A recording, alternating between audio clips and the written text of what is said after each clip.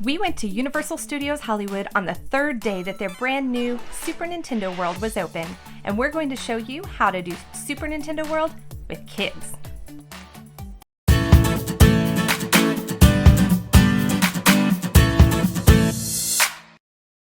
It was game on from the parking garage. Guys, it is 8:02 a.m. and we have arrived in the parking lot at Universal Hollywood. We are in ET2V. Why are we not rushing out of our car? Because, here's a hint, as you're pulling into the parking lot, check for your virtual app to see if you can get in line. We were able to get in line while the car was parked, while we were parking before we even headed into the park. And now we have a time from 11:10 to 12:10. Amazing. For what? For what? I'm going to get the name wrong. Super Nintendo World Mario's Extravaganza. Pizza go! Who's ready? Me. Let's go! Let's go! Woohoo! There was a Nintendo shop in City Walk before you even enter Universal Studios.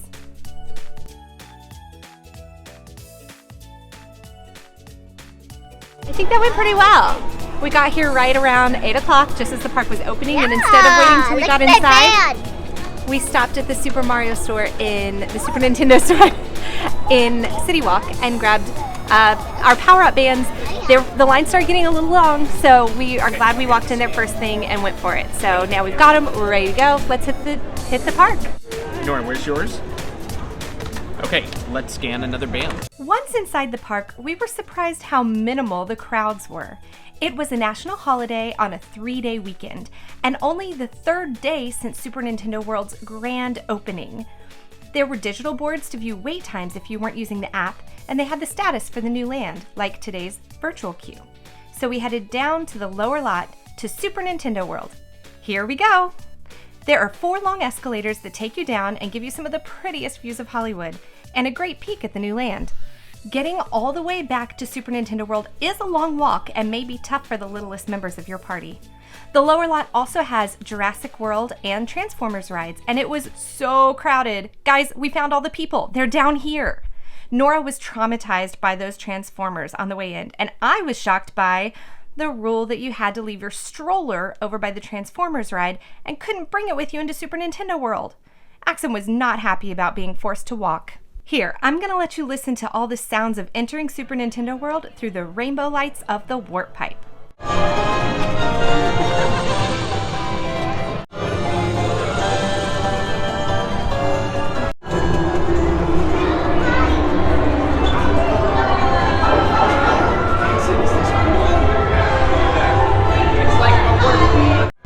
This land isn't large, but it's really tall, which makes it feel even more immersive than many other theme park experiences.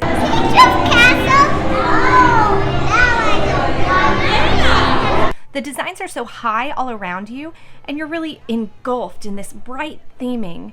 Nick, true to our channel name, immediately went in search of food at Toadstool Cafe. Oh, cool! 7:15 p.m. I mean, I don't think that will be happening, but that's what we got. The land was at capacity and using a virtual queue this day. They said on days when they aren't as busy, they may not need to use the virtual queue to stagger entrance times. There were people everywhere and also lines for various activities. It seemed about every 2 steps. It was kind of hard to tell what line was for what. The team members had these generic Universal Studios line starts here signs, and I hope they get more specific signage for each challenge's line. But there was no line for the bathroom. We won't show too much of that. The one line that was clearly marked was for the big ride, Mario Kart Bowser's Challenge. The line was over an hour, but it wasn't bad to stand in because of all the theming, surprises, and Easter eggs along the way.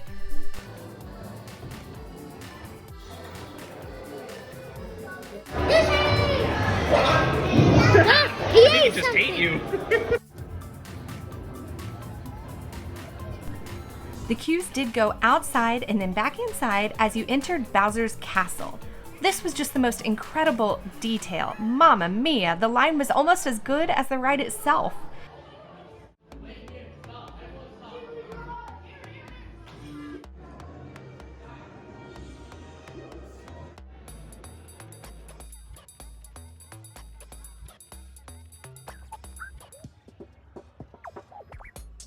And then it was time to ride.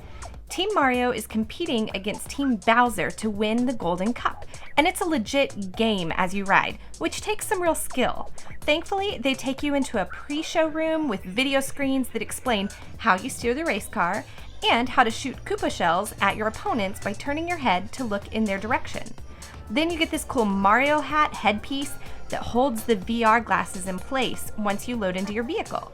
These aren't some dinky 3D glasses, but the VR glasses do make it basically impossible to capture the full ride experience on our cameras. I'm going to show you what I can here, but remember, you won't see all the characters racing around me that are visible in my goggles, just the hard set pieces of the ride. It's cool, but the actual experience is so much cooler than this.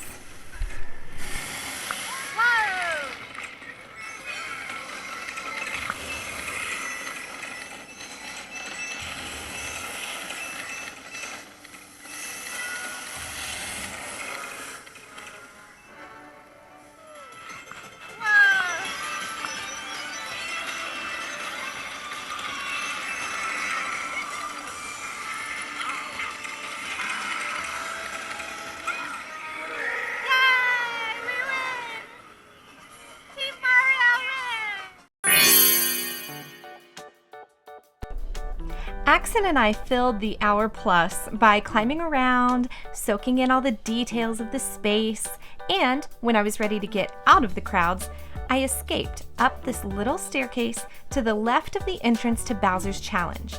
This stairway felt like a secret area.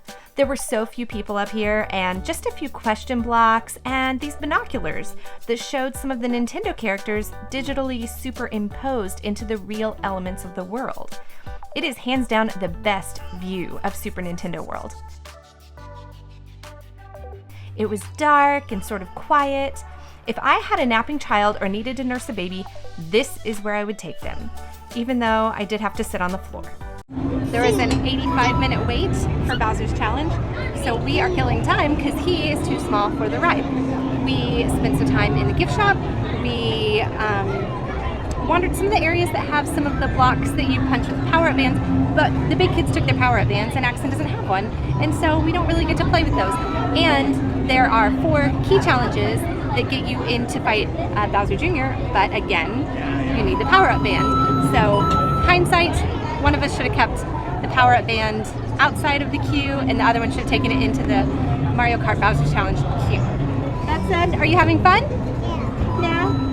Lots of creative things to climb around on and explore, but it is crowded.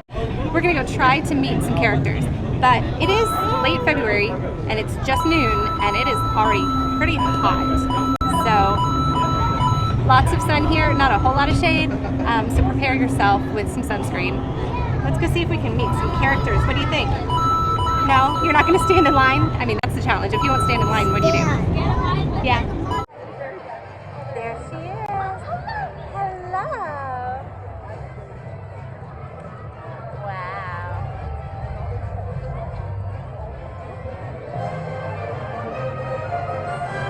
We were kind of amazed walking into the park that it didn't feel that crowded. Parking wasn't bad at all. We're up in the ice area. We went on the Secret Life of Pets ride in about 30 minutes. Everything has been really smooth and easy until we got down to the lower lot. And the lower lot was just a sea of humanity. There were people everywhere. It was a little overwhelming. And going inside Super Nintendo World was not much better.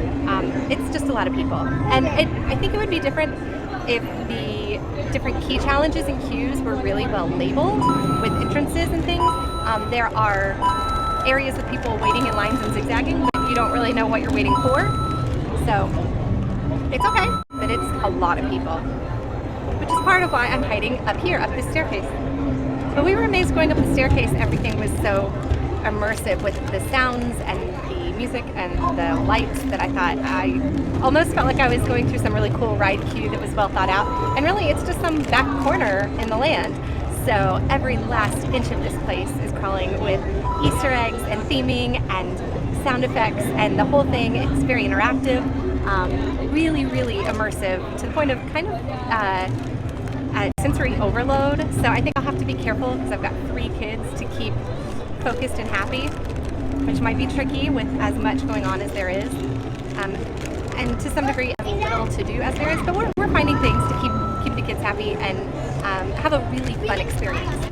We brought snacks, which I think is a top tip, because I saw a stand that was selling waters and Cokes, but as far as inside the land, it's really just Toadstool Cafe, and the next reservation is in 7 hours. So bring snacks. While there are multiple Super Nintendo gift shops both inside and outside of Universal Studios, there's just one inside the land, and it definitely has the most gear. Stuffies of every kind. Some were really unique. I loved that this pillow was reversible to change from a question block to a superstar. There were bad guys. There were cutie pies. The kids really wanted all of them. Regular Toad, who is cute, but you also have Chef Toad. I love him. The decor of the store itself was incredible. I loved these shirts for the grown-ups. Note, they had the Mario Kart popcorn bucket, but there was no popcorn available without leaving the world. Everyone took home a new friend.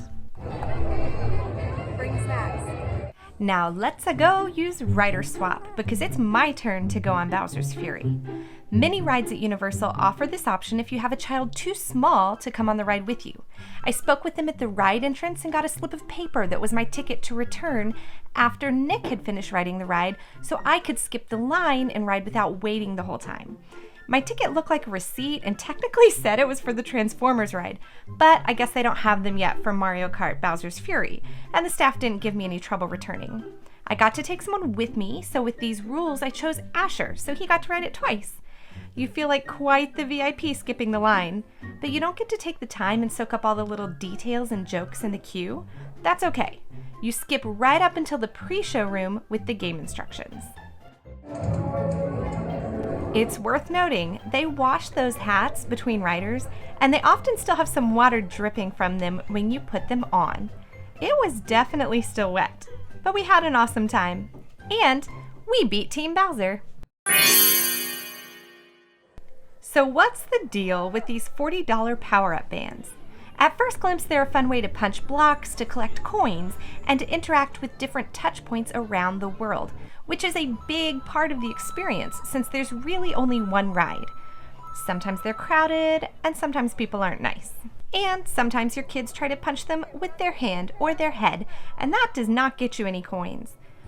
But when you do get them, you can track your progress and ranking in the app, or use digital boards that are in the area. To be honest, it required a lot more time with Dad's cell phone than I was hoping. I was kind of looking forward to a theme park experience that didn't pressure you to consistently use the app. Oh well. But there were also key challenges.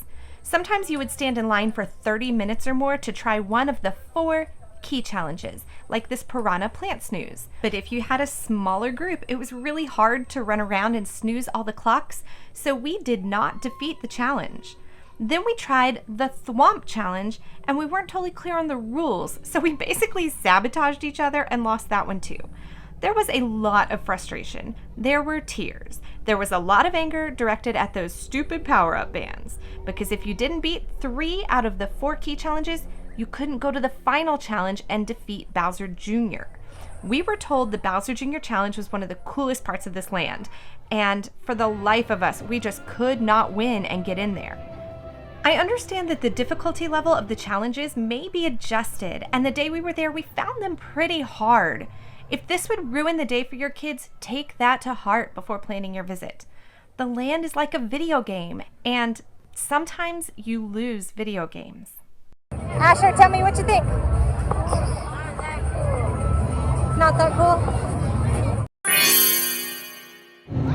Booked our reservation in the Super Nintendo World in the land for 11:15.